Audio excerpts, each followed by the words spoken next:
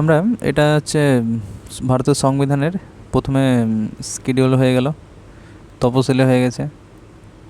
তপশিলির পরে আমরা প্রথমে তো পাঠ পড়াই উচিত, বাট পাঠটা আমরা একটু ধীরে সুস্থে পড়বো। মানে পাঠ থেকে তুমি যদি পাঠ তোমার ক্লিয়ার থেকে যায়, তাহলে তুমি ভালোভাবে আরও ডেসক্রাইব করতে পারবে যে ও এই ব্যাপারটা এটা, আচ্ছা এটা তোমার, তাহলে কোথায় কী আছে তোমার আর্টিকেল খুঁজতে, এমনকি অপশান টেস্ট করতে তোমার সুবিধা হবে এই পার্ট বা অংশ বা যদি তোমার জানা থেকে যায়। তো একটু জানি আমরা,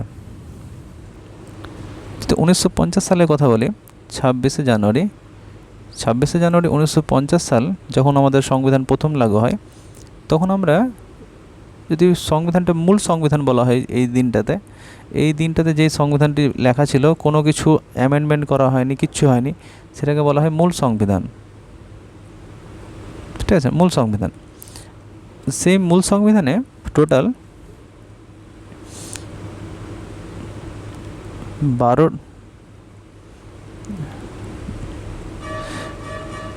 আমি যদি পার্ট সম্বন্ধে বলি, পার্ট হচ্ছে 22টি, তোমার আর্টিকেল হচ্ছে 395টি, আর শিডিউল হচ্ছে 8টি ছিল।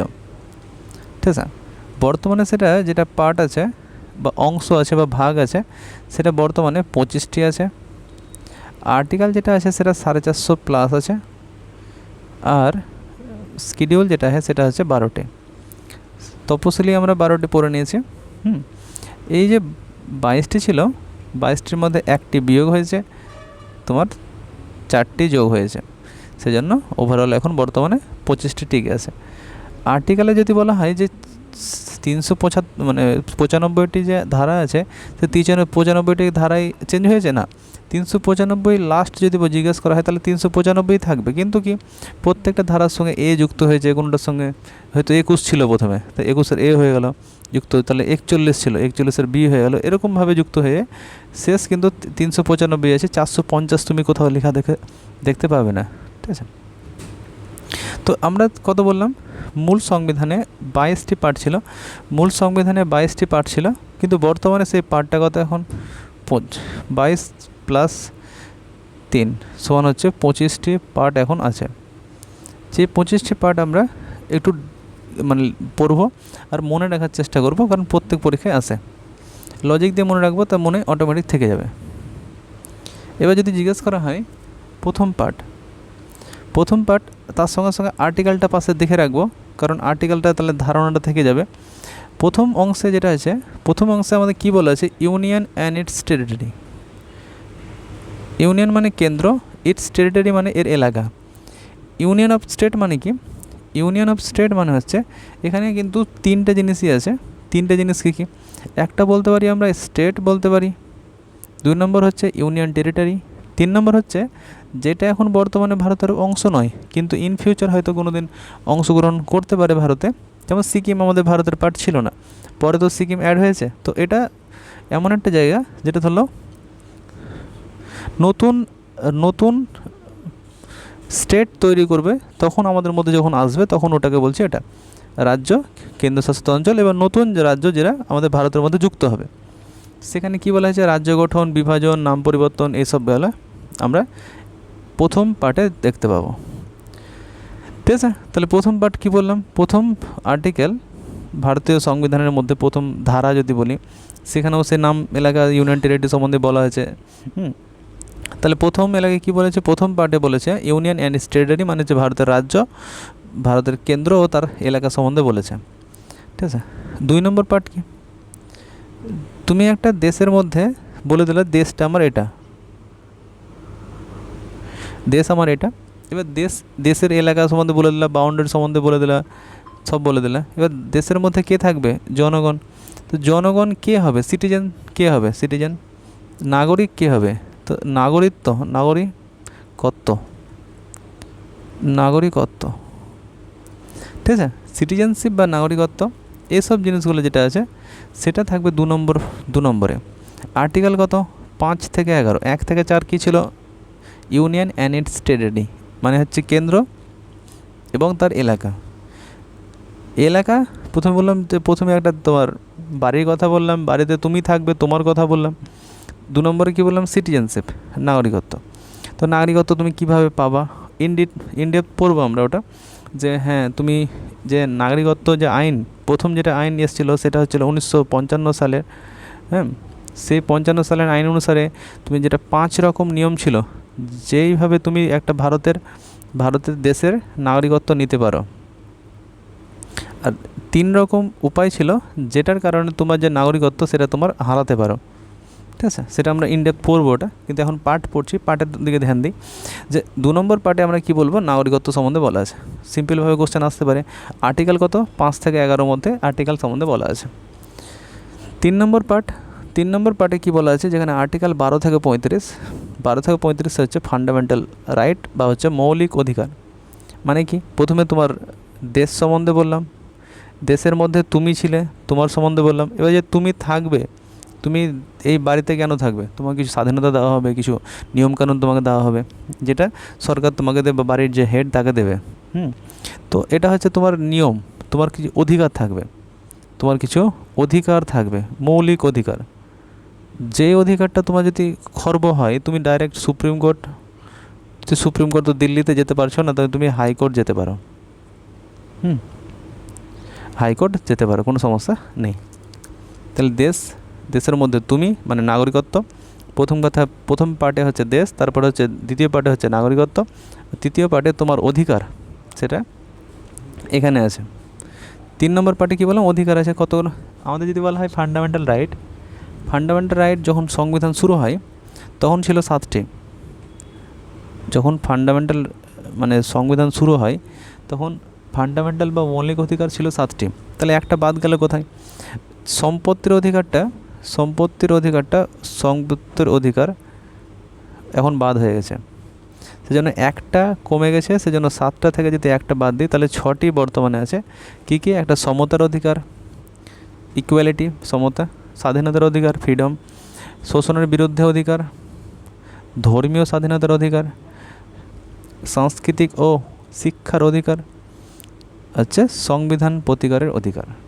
ঠিক আছে, যে সংবিধান প্রতিকারের অধিকার মানে কি, যে আর্টিকেল 32 হচ্ছে কি, যে এই যে বাকি যে 5টা আছে, এই 5টা যদি তোমার স্বাধীনতা তুমি না পাও, তাহলে সংবিধানের প্রতিকার মানে তুমি সুপ্রিম কোর্টের কাছে যেতে পারো, যে আমার সংবিধান যেটা বলা ছিল যে আমি মৌলিক অধিকার পাবো, সেটা পাইনি।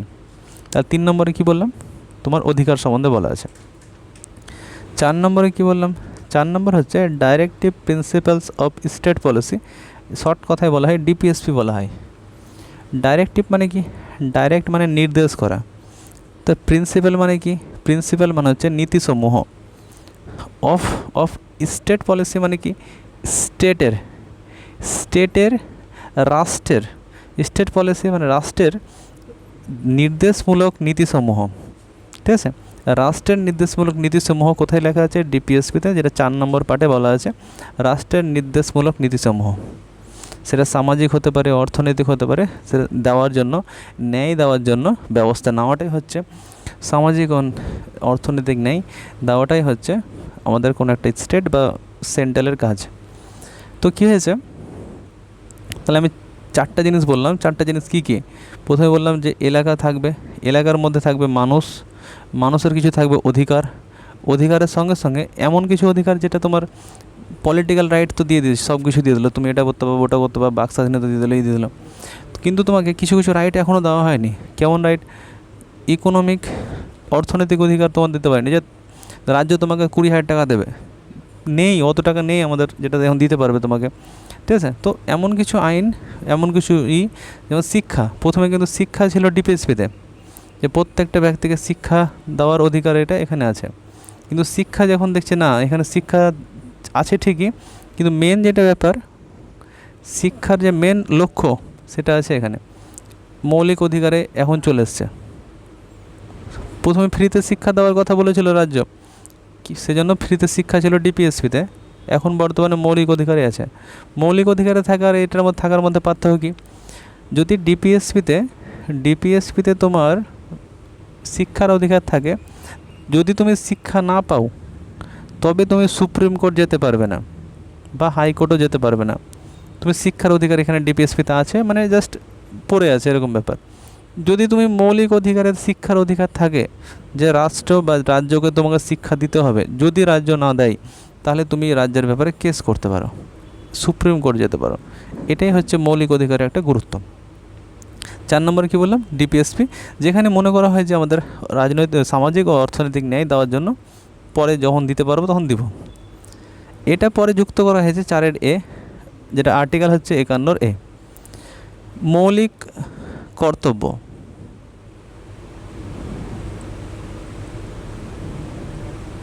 মৌলিক কর্তব্য কি, মৌলিক অধিকার বুঝে নাও তাহলে বুঝতে পারবা। মৌলিক অধিকার কি, মৌলিক অধিকার হচ্ছে একটা রাজ্য, একটা রাষ্ট্র, ধরতে গেলে রাষ্ট্র একটা মানুষকে যেসব অধিকারগুলো দেবে, সেইগুলো হচ্ছে এটা মৌলিক অধিকার, ফান্ডামেন্টাল রাইট। কিন্তু একটা মানুষ যদি যেটা রাষ্ট্রকে দেবে, মানে মহিলাদের সম্মান করা, এটা এটা বলবেই তোমরা সবাই মহিলাদের সম্মান করবে, তার মানে তোমাকে করতে হবে। এটা তুমি না করলে তোমাকে সুপ্রিম কোর্টে নিয়ে যাওয়া হবে না, অবশ্যই সেটা মানহানি কেস হলে হবে, কিন্তু সেটা তোমার নির্দিষ্ট কিছু কাজ আছে, যে সরকারের সম্পত্তি আছে তাকে নষ্ট করবে না, রেল আপনার সম্পত্তি, রেলকে তুমি উঠাচ্ছ, এটা ঠিক না, ঠিক আছে? তো এইগুলো তোমাকে পালন করতে হবে। কর্তব্য, সেই জন্য কিছু কর্তব্য ছিল। যখন সংবিধান শুরু হয়, 42তম সংবিধান সংশোধন 1976 সালে, এটা লাগু হয়, আগে ছিল না। যার পরে এটা শুধুমাত্র একবার সংশোধন করা হয়েছে, যেটা হয়েছে 86তম সংবিধান সংশোধন, 86তম সংবিধান সংশোধন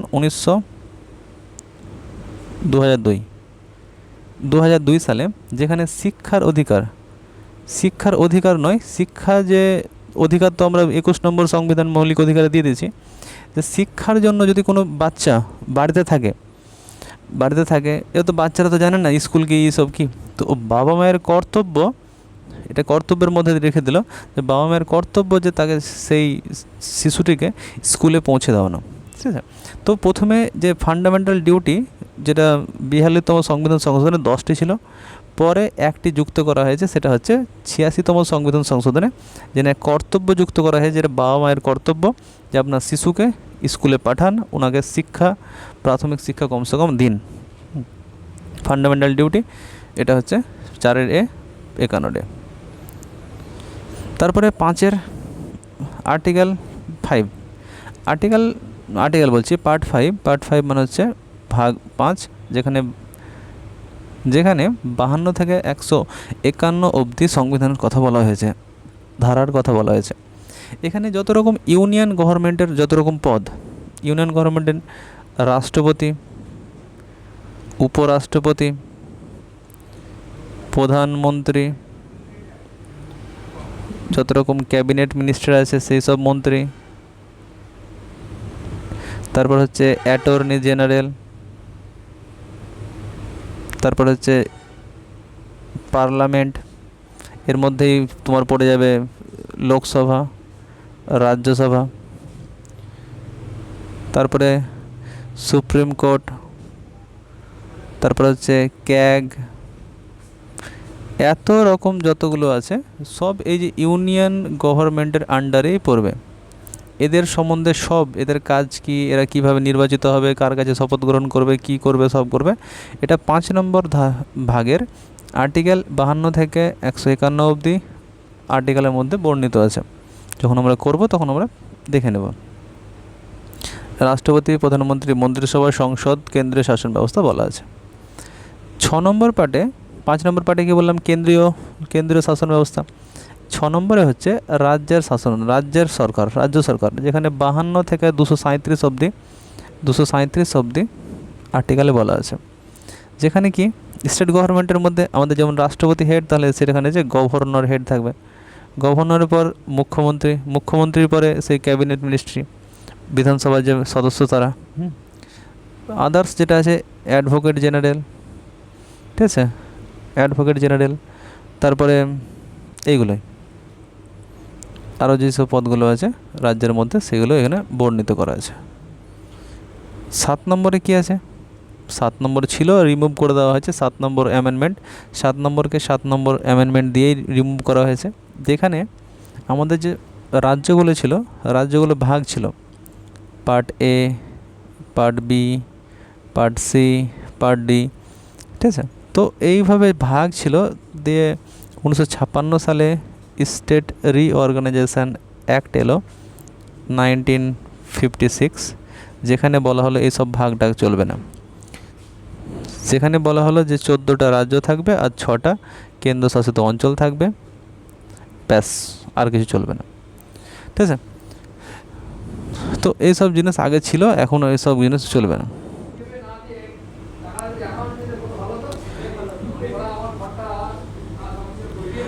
8 নম্বর ইউনিয়ন টেরিটরি সম্বন্ধে বলা হয়েছে, কেন্দ্রশাসিত অঞ্চল সম্বন্ধে বলা হয়েছে। তাহলে আমরা মানে শর্টভাবে যদি রিক্যাপ করতে যাই, তাহলে 1, 2, 3, 4, 4-এর এ। 1 নম্বরে দেশ, 2 নম্বরে দেশের মধ্যে জনগণ, জনগণের যে অধিকার, অধিকারের মধ্যে আরও কিছু অধিকার ছিল যেটা দিতে পারবে না বর্তমানে, পয়সা নেই, টাকা নেই, সেজন্য ডিপিএসপি, রাষ্ট্রের নির্দেশমূলক নীতিসমূহ। 4-এর এ হচ্ছে আমাদের মৌলিক কর্তব্য, যেটা সাধারণ মানুষ একটা রাষ্ট্রকে দিতে হবে, মানে না দিলে কিছু করার নেই, বাট ওটা অন্য রকম কেস হবে। তারপরে 5, 6, 7 আর 8।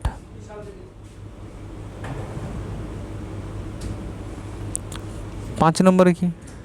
5 নম্বরে আমরা বললাম যে ইউনিয়ন গভর্নমেন্ট মানে কেন্দ্র যেসব সরকার আছে, কেন্দ্র সরকারের যেসব পদগুলো পড়ছে এবং যেসব সংস্থাগুলো পড়ছে সেগুলো। তারপরে এটা বললাম স্টেট গভর্নমেন্ট বা রাজ্য সরকারের মধ্যে যেসব গভর্নমেন্ট পড়ছে, হাইকোর্ট, গভর্নর, মুখ্যমন্ত্রী, এইসবগুলো যেগুলো আছে সেগুলো। 7 নম্বরটা প্রথমে অনেকগুলি রাজ্যের ভাগ ছিল, part A, part B, part C, part D, এটা এখন বর্তমানে শেষ 7 নম্বর সংবিধান সংশোধনে। 7 নম্বর সংবিধান সংশোধনে শেষ হয়ে গেছে। 8 নম্বর সংবিধান সংশোধন কি? যেখানে ইউনিয়ন টেরিটরি সম্বন্ধে বলা আছে, কেন্দ্রশাসিত অঞ্চল কে কন্ট্রোল করবে, কার দ্বারা কন্ট্রোল হবে, কেন্দ্র দ্বারা কন্ট্রোল হবে, ঠিক আছে। তো এটা হচ্ছে ভাগ 8 অবধি। 9 নম্বর কি বলা আছে? 9 নম্বরে বলা আছে পঞ্চায়েত। পঞ্চায়েত আগে থেকে বলা হয়েছিল, কিন্তু 73তম সংবিধান সংশোধনে 1992 সালে কিন্তু সংশোধন করা হয়েছে, যেখানে 29টি বিষয় মনে করে দেখো, শিডিউলে মনে আছে। তো পঞ্চায়েত সম্বন্ধে আমরা পড়েছি, ঠিক আছে। যেখানে আর্টিকেল যদি বলি 243 থেকে 243 ও ধারাটা আছে, 243 থেকে 243 ও, 243 থেকে 243 ও। 9-এর এ যে 243 পি থেকে, ওটা ও ছিল, 243 থেকে 243 ও, এখানে ও নয়, পি থেকে জেড জি, 243-এর, সেটা হচ্ছে 9-এর এ ধারায় আছে, যেখানে পৌরসভা সম্বন্ধে বলা আছে। পৌরসভা সম্বন্ধে বলা আছে 243 পি থেকে 243 জেড জি, আবার মনে রাখবা জেড জি, এবার এইচ থেকে শুরু হবে কিন্তু। তো এটা পৌরসভা সম্বন্ধে বলা আছে, যেখানে শহরের স্বশাসন ব্যবস্থা 74তম সংবিধান সংশোধন 1992 সালে বলা হয়েছে। পার্ট 9-এর বিয়েতে বলা আছে কি? কোঅপারেটিভ সোসাইটি, যেখানে দেখো জেড এইচ জি ছিল ওখানে পৌরসভা, জেড এইচ থেকে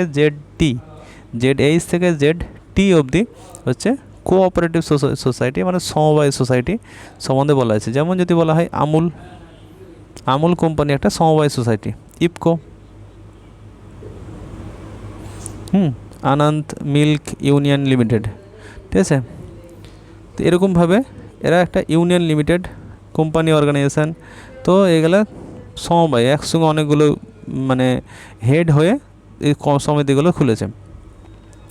তো কোঅপারেটিভ সোসাইটি এটা আছে 9-এর বিতে।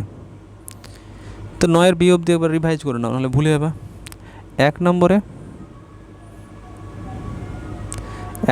বলা আছে রাজ্য। 1 নম্বরে কি বলা আছে? ইউনিয়ন, রাজ্য কেন্দ্রশাসিত অঞ্চল, ওই নতুন কোনো রাজ্য যদি আসে তাহলে সেটা বলা আছে।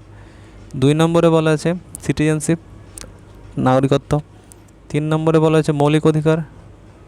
4 নম্বরে বলা আছে ডিপিএসপি বা রাষ্ট্রের নির্দেশমূলক নীতিসমূহ, যেটা এমন নীতি যেটা মৌলিক অধিকারে ইন ফিউচার যুক্ত হবে, কিন্তু এখন বর্তমানে টাকা নেই, পয়সা নেই, পরিস্থিতি সেরকম তৈরি হয়নি, সেই জন্য এটা অ্যাড করা হয়নি। 4-এর এ। 4 এ হচ্ছে মৌলিক কর্তব্য। মৌলিক কর্তব্য কি? মৌলিক কর্তব্য হচ্ছে সেই সব কর্তব্য যেটা তোমার একটা মৌলিক কর্তব্য আছে মানে মানুষের প্রতি, ভ্রাতৃত্ববোধের প্রতি, মানে জাতীয় পতাকার প্রতি এটা আছে। তো তোমার এটা মৌলিক কর্তব্য, এটা 42তম সংবিধান সংশোধনে 1976 সালে যুক্ত করা হয়। 5 নম্বরে কেন্দ্র সরকারের যত রকম পদ, রাষ্ট্রপতি, উপরাষ্ট্রপতি, প্রধানমন্ত্রী, কেন্দ্র cabinet ministry, attorney general, supreme court, speaker, parliament সব বলা আছে এখানে।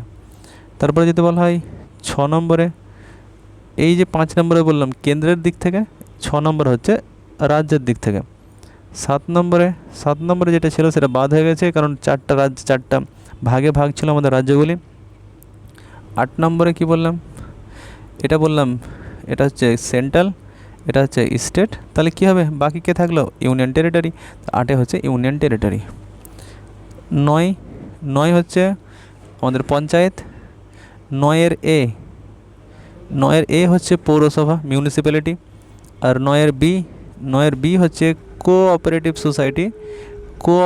সোসাইটি বা সমবায় সমিতি। মনে থেকে যাবে আশা করি।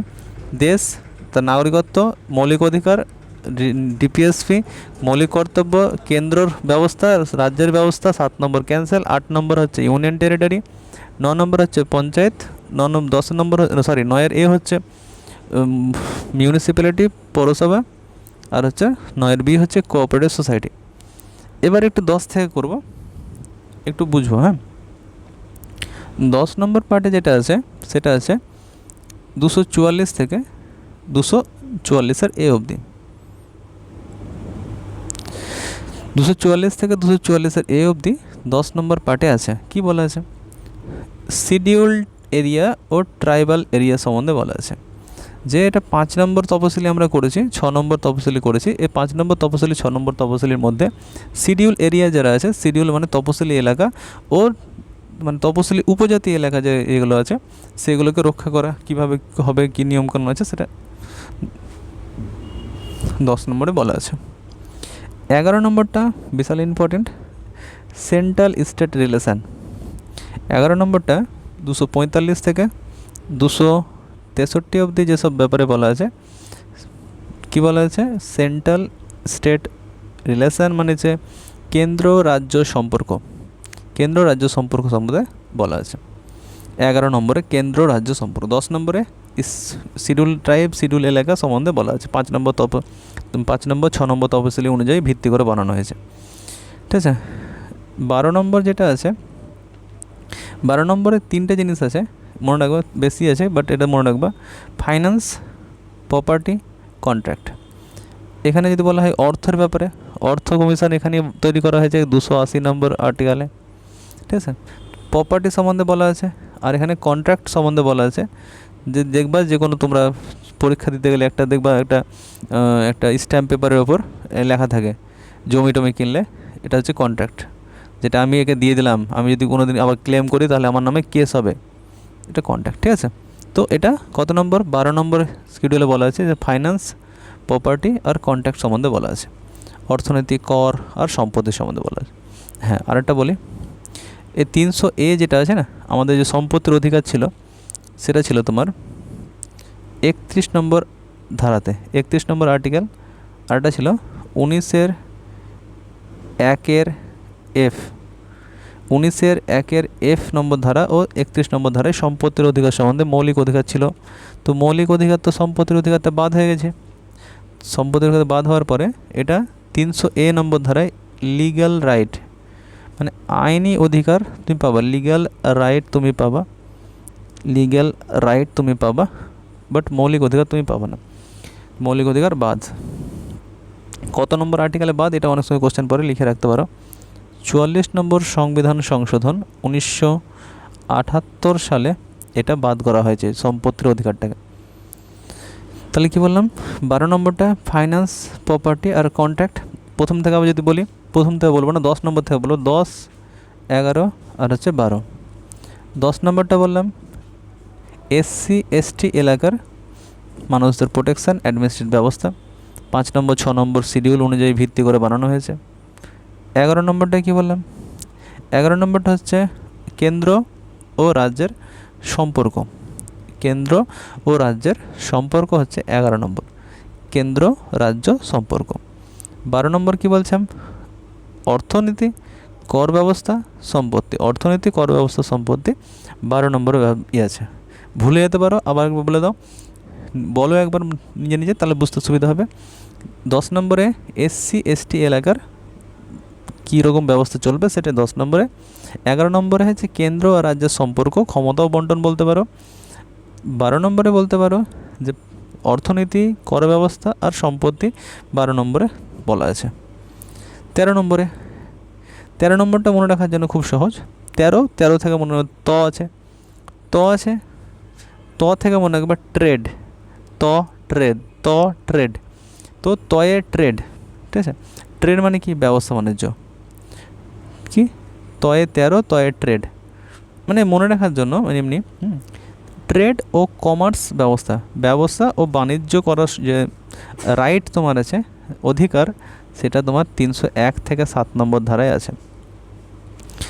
13 নম্বর পার্টের 301 থেকে 307 নম্বর ধারায় এসবগুলো বর্ণনা করা আছে, ঠিক আছে। কী আছে? ব্যবসা বাণিজ্যের যে স্বাধীনতা সেটা বর্ণনা করা আছে। সে অনেক সময় কোশ্চেনটা পড়ে যে আমাদের মৌলিক অধিকারে যে স্বাধীনতা আছে, 6টি স্বাধীনতা, এটা ছাড়াও কি আমাদের কোনো স্বাধীনতা আছে? অবশ্যই আছে। ব্যবসা বাণিজ্য করার স্বাধীনতা, ভোট দানের স্বাধীনতা, এগুলো আছে। 14 নম্বর, 14 নম্বর কী বললাম? 13 নম্বরে কী বললাম? দেশের মধ্যে ব্যবসা বাণিজ্য করার অধিকার। 12 নম্বরে কী বললাম? 12 নম্বরে হচ্ছে সম্পত্তি, কর ব্যবস্থা, সম্পত্তি, কর ব্যবস্থা। আর এটা কি? অর্থনীতি, অর্থনীতি। 11 নম্বরে কী বললাম? কেন্দ্র রাজ্যের সম্পর্ক। 10 নম্বরে কী বললাম? 10 নম্বরে বললাম SC ST এলাকার সংরক্ষণ। 14 নম্বর কি? সার্ভিস। কেমন সার্ভিস? ইউনিয়ন আর স্টেটের।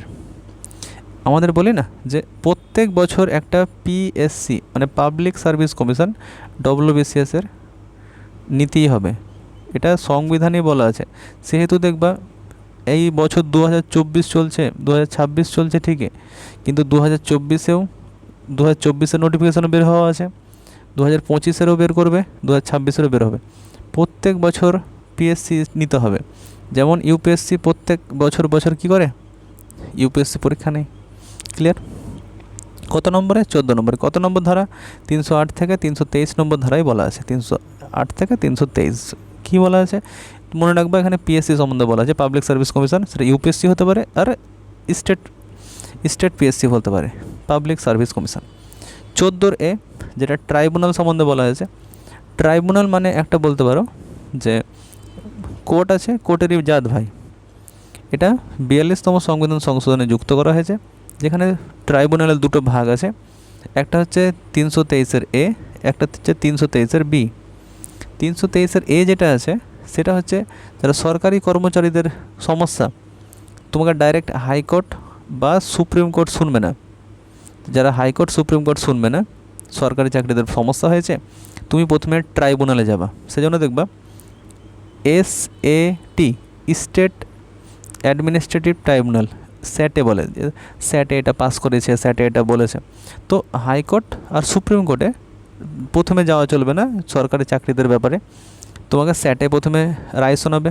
তারপরে এবার ধরো রাজ্যের মধ্যে শুধুমাত্র সরকারি কর্মচারী ছাড়াও যে আদার্স যে কাজগুলো হয়, করের তোমার ট্যাক্স সমস্যা হয়েছে, ট্যাক্স তোমার ভুলবশত পুলিশে কেটে নিয়েছে বা অন্যরা কেটে নিয়েছে, তুমি যেতে পারো। নির্বাচনে কোনো সমস্যা হয়েছে, শিল্পনীতি নিয়ে কোনো সমস্যা, তো এইগুলো নিয়ে কি হয়েছে? 323-এর B বলা আছে। তো ট্রাইব্যুনাল ছোটোখাটো কোর্ট ভাবতে পারো, প্রশাসনিক ও অন্যান্য ট্রাইব্যুনাল, ঠিক আছে। এবার আমরা বলবো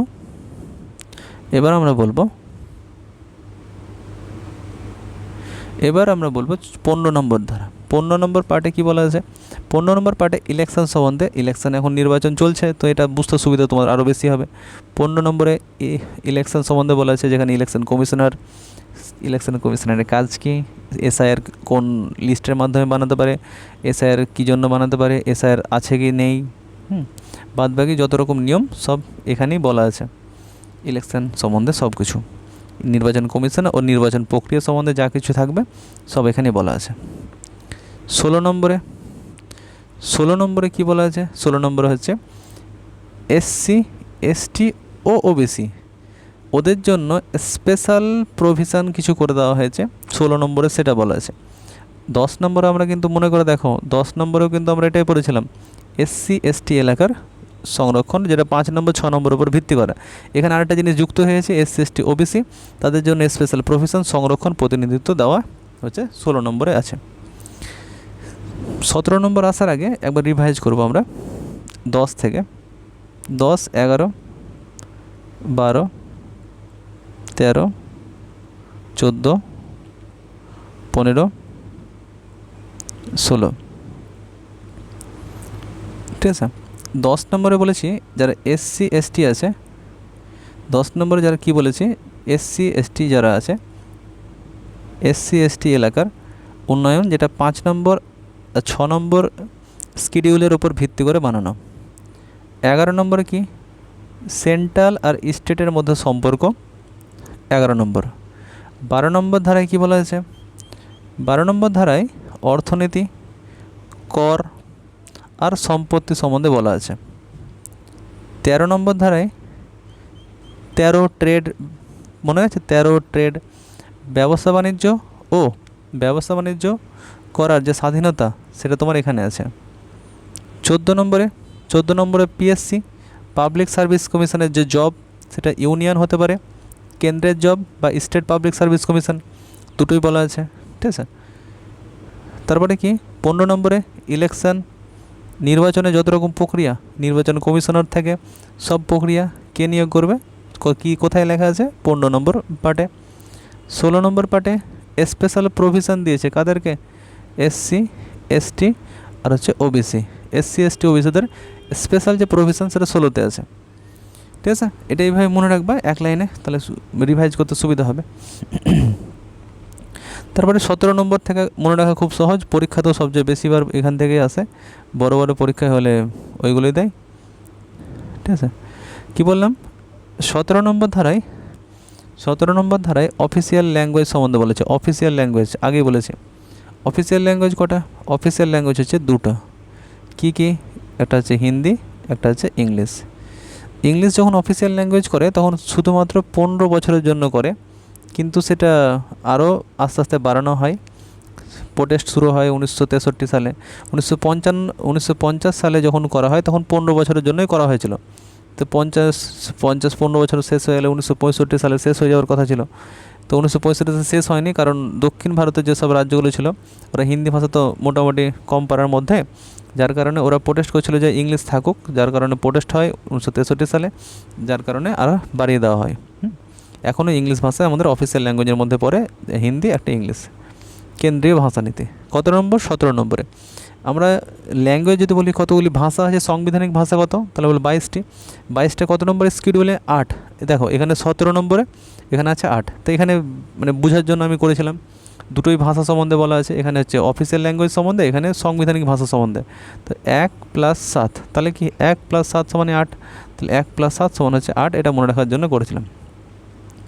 তো এবার দেখো 18 নম্বর পার্টে কি বলা আছে। 18 নম্বর পার্টে এমার্জেন্সি সম্বন্ধে বলা আছে। এমার্জেন্সির মধ্যে 352 থেকে 360 অবধি ধারাগুলি আছে। এমার্জেন্সি যদি বলা হয়, আমাদের এমার্জেন্সি হচ্ছে 3 প্রকারের। এমার্জেন্সি 3 প্রকারের কি?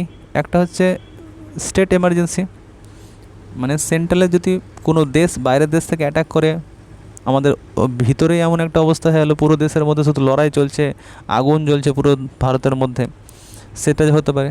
হ্যাঁ। 2 নম্বর হতে পারে কোনো একটা রাজ্য সে তার সংবিধান অনুযায়ী মানছে না, সংবিধান অনুযায়ী কাজ করছে না, তখন কেন্দ্র থেকে ওকে চাপ দিতে পারে, সেজন্য রাষ্ট্রপতি শাসন জারি করতে পারে। 3 নম্বর, আমাদের অর্থনৈতিক ব্যবস্থা যদি ভেঙে পড়ে তাহলে আমাদের আর্থিক জরুরি ব্যবস্থা চলতে পারে। তাহলে একটা জাতীয় জরুরি অবস্থা, ন্যাশনাল এমার্জেন্সি, একটা হচ্ছে স্টেট এমার্জেন্সি, এটা হচ্ছে রাষ্ট্রপতি শাসন। 3 নম্বর হচ্ছে ফাইন্যান্সিয়াল এমার্জেন্সি, বা হচ্ছে অর্থনৈতিক বা আর্থিক জরুরি অবস্থা। এটা মনে রাখবা, মনে রাখা খুব সহজ, সব সময় 4 যোগ করে যুক্ত করে দেবা। 352-তে, 356-তে, 360 নম্বর ধারায় এমার্জেন্সি প্রভিশন, যেটা 18 নম্বর ধারায় বলা আছে। 52 থেকে 60 18 নম্বর পার্ট বা ভাগে বলা আছে। 19 নম্বর পার্টে কি বলা আছে, পরীক্ষা তো পড়ে না যেহেতু অনেকগুলি ব্যাপার আছে। মেন ব্যাপার যদি বলা হয়, আমাদের প্রেসিডেন্ট আর গভর্নরের একটা স্পেশাল প্রভিশন আছে। ইনারা যদি ভুল কাজও করে তুমি এদেরকে অ্যারেস্ট করতে পারবে না। এদের একটা রাইট আছে, যতদিন এরা পদে থাকবে ততদিন তুমি এদের ওপর সেরকম কোনো রকম মামলা চালাতে পারবে না। চালাতে গেলে কিছু প্রভিশন আছে, 2 মাস আগে নোটিশ দিতে হবে, 14 দিন আগে নোটিশ দিতে হবে, ওইসব আলাদা আছে, সেটা আমরা অত ডেপথ যাব না। শুধুমাত্র জানবো পার্ট 19-এ কিছু মিসলেনিয়াস টপিক আছে, সেটা রাষ্ট্রপতি সম্বন্ধে হতে পারে, গভর্নর সম্বন্ধে হতে পারে। 20 নম্বরটা খুবই ইম্পর্টেন্ট, সংবিধান সংশোধন, 368 নম্বর ধারা। সংবিধানকে সংশোধন করার রাইটস পার্লামেন্টের কাছে আছে। পার্লামেন্ট চাইলে সংবিধান সংশোধন করতে পারে, সেটা সংবিধান সংশোধনের প্রক্রিয়া 20 নম্বর আছে। প্রথমে ভাববা, প্রথমে জরুরি, এটা অনেক সময় হয়, প্রথমে জরুরি তারপরে হচ্ছে সংশোধন, প্রথমে জরুরি তারপরে সংশোধন, মানে জরুরি ব্যবস্থা প্রথমে তারপরে সংশোধন পরে, ঠিক আছে। 20 নম্বর পার্টে বলা আছে। 21 নম্বর পার্টে কি বলা আছে, বিশেষ বিশেষ রাজ্যের জন্য বিশেষ সুবিধা, বিশেষ বিধান, স্পেশাল প্রভিশন, সেটা কিন্তু এখানে বলা আছে। যেমন প্রত্যেকটা রাজ্যে যদি বলা হয় যে কোন রাজ্যের কোথায় কী কী আছে, সেটা কিন্তু এখানে বলা আছে। অনেক সময় আসামের, অন্ধ্রপ্রদেশের, উড়িষ্যার, এদের যে স্পেশাল প্রভিশন আছে সেটা এখানে 21 নম্বর পার্টে বলা আছে। 22 নম্বর পার্টে কি বলা আছে, ছোট ছোট টাইটেল, যে সংবিধানের নাম ও কার্যকারিতা, এর কমেন্টসমেন্ট এইগুলো সম্বন্ধে 22 নম্বর পার্টে বলা আছে। তো 22 নম্বর পার্টে কি বলা আছে, যে ছোট ছোট টাইটেল, সংবিধানে যে ছোট ছোট টাইটেল আছে সেগুলো, যে কার্যকারিতা আছে সেগুলো, এগুলো ছোট একটা মানে টার্ম দিয়ে দিলাম যে এই টার্মটার মানে কি, তো এখানে বলা আছে। তো এইগুলো মানে 22টার মধ্যে, এবার 17 থেকে একবার রিভাইজ করি। আমি 16 অবধি রিভাইজ করেছিলাম, তো 17 অবধি রিভাইজ করি। তাহলে 17, 18, 19, 20, 21, 22, 17 নম্বরে কি, 1 আর 7 8, 8 মানে ভাষা, ভাষা মানে অফিসিয়াল ল্যাঙ্গুয়েজ।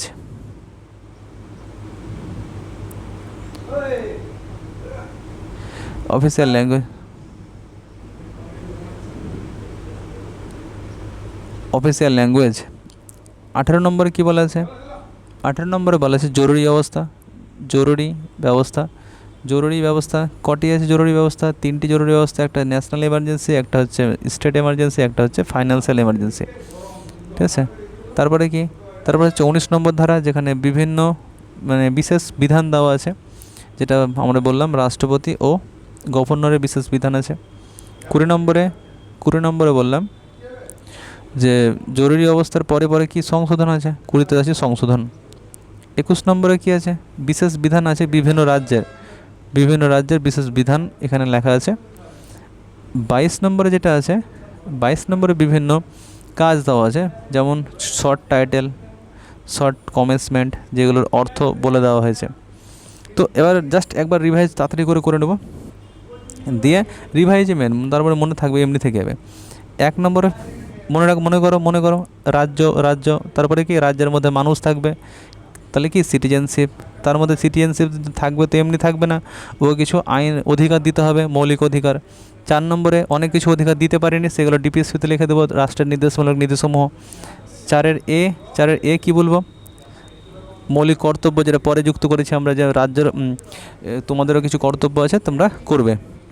5-এ হচ্ছে আমাদের বলেছি, 5-এ বলা আছে কি, কেন্দ্রের যতগুলো পদ আছে, রাষ্ট্রপতি উপরাষ্ট্রপতি যতগুলো আছে তাদের কাজ বলা আছে, প্রধানমন্ত্রী, পার্লামেন্ট, সব কিছু সেরকম। রাজ্যেরও যদি বলা হয়, গভর্নর, মুখ্যমন্ত্রী, হাইকোর্ট, এসবের যে কাজ সেগুলো বলা আছে। 7 নম্বরটা ক্যান্সেল হয়ে গেছে, আগে অনেকগুলি ভাগ করা ছিল রাজ্যের, সেটা ভাগ হয়ে গেছে। 8 নম্বরে বলা আছে, 8 নম্বরে কী বলা আছে, 8 নম্বরে বলা আছে কেন্দ্রশাসিত অঞ্চল, ইউনিয়ন টেরিটরি। মনে করে দেখো, এটা কেন্দ্র, এটা হচ্ছে রাজ্য, এটা হচ্ছে ইউনিয়ন টেরিটরি। 9 নম্বরে কী বলা আছে, 9 নম্বরে বলা আছে পঞ্চায়েত, নম্বরে কী বলা আছে, পঞ্চায়েত। মনে করো 9-এর পঞ্চায়েত থাকলে পঞ্চায়েতের পাশাপাশি কী থাকবে, অবশ্যই মিউনিসিপ্যালিটি। মিউনিসিপ্যালিটি পরে কি থাকবে, কোঅপারেটিভ মানে সমবায় সমিতি। 10 নম্বরে কি থাকবে, 10 নম্বরে থাকবে SC STদের জন্য বিশেষ বিধান। 11 নম্বরে কি থাকবে, কেন্দ্র রাজ্য সম্পর্ক, কেন্দ্র রাজ্য সম্পর্ক। 12 নম্বরে কি থাকবে, ওই কেন্দ্র রাজ্য সম্পর্কটা একটু বাড়িয়ে চলে যাবে, সেখানে অর্থনীতি, কর, সম্পত্তি এসবগুলো থাকবে। 13 নম্বরে 13 মানে কি, ট্রেড, ব্যবসা বাণিজ্য। ব্যবসা বাণিজ্য, সেখানে ব্যবসা বাণিজ্য করার স্বাধীনতা 13 নম্বরে। 14 নম্বরে আমরা জানি যে SC PSC সেটা কেন্দ্রের হতে পারে, UPSC বা স্টেট PSC হতে পারে, ঠিক আছে। তারপরে কি 15 নম্বরে নির্বাচন কিভাবে নির্বাচন প্রক্রিয়া চলবে, নির্বাচন কিভাবে নিয়োগ হবে, 15তে নির্বাচন। 16তে সেম 10-এর মতো, 16তে সেম 10-এর মতো SC ST, এখানে একটা জিনিস যুক্ত হয়েছে OBC, এদের জন্য স্পেশাল প্রভিশন দেব 16 নম্বরে। 17 নম্বরে কী দেব, 17 নম্বরে দেব আমাদের ভাষা, অফিসিয়াল ল্যাঙ্গুয়েজ কতগুলি আছে, 2টি, কী হিন্দি, ইংলিশ। 18 নম্বরে কী বলা আছে, জরুরি ব্যবস্থা। কটে জরুরি ব্যবস্থা, ঠিকই বলছে, 3টি, বলো। একটা ন্যাশনাল, একটা হচ্ছে স্টেট, একটা হচ্ছে কি ফাইন্যান্সিয়াল। অনেক সময় এই কোশ্চেনগুলো যখন ডেপথে তখন তো পড়বে, তবে বলে দিই যে এখনও পর্যন্ত ন্যাশনাল এমার্জেন্সি 3 বার লাগু হয়েছে, স্টেট এমার্জেন্সি 100 বারের বেশি লাগু হয়েছে, আর ফাইন্যান্সিয়াল এমার্জেন্সি এখনও লাগু হয়নি। রাষ্ট্রপতি শাসন এখনও অনেকবার লাগু হয়েছে, জাতীয় এমার্জেন্সি 3 বার লাগু হয়েছে, ফাইন্যান্সিয়াল এমার্জেন্সি লাগু হয়নি। তারপরে কি 19 নম্বর ধারায় বিশেষ বিধান দেওয়া হয়েছে রাষ্ট্রপতির, গভর্নরের, ঠিক আছে। 20 নম্বর ধারায় সংবিধানকে সংশোধন করব, ঠিক ভুলগুলো দেখে নেব, ঠিক আছে। তারপর আমরা 21 নম্বর ধারায় বললাম, 21 নম্বর ধারায় বিশেষ বিধান বলেছিলাম স্টেটের, যে বিভিন্ন রাজ্যের, উড়িষ্যা, ঝাড়খণ্ড, আসাম, ঠিক আছে, এসব রাজ্যের কিছু বিশেষ বিধান আমরা দেব, সেটা লিখেছি। 22 নম্বর ধারায় বলা হয়েছে শর্ট টাইটেল, ছোট টাইটেল, তার কমেন্সমেন্ট, এইসব জিনিসগুলো ব্যাপারটা 22 নম্বরে আছে। এভাবে রিভাইজ করার জন্য এভাবে শর্টকাটে একবার লিখে নেবে, 2-3 বার করবে, এমনি রিভাইজ হয়ে যাবে, ঠিক আছে।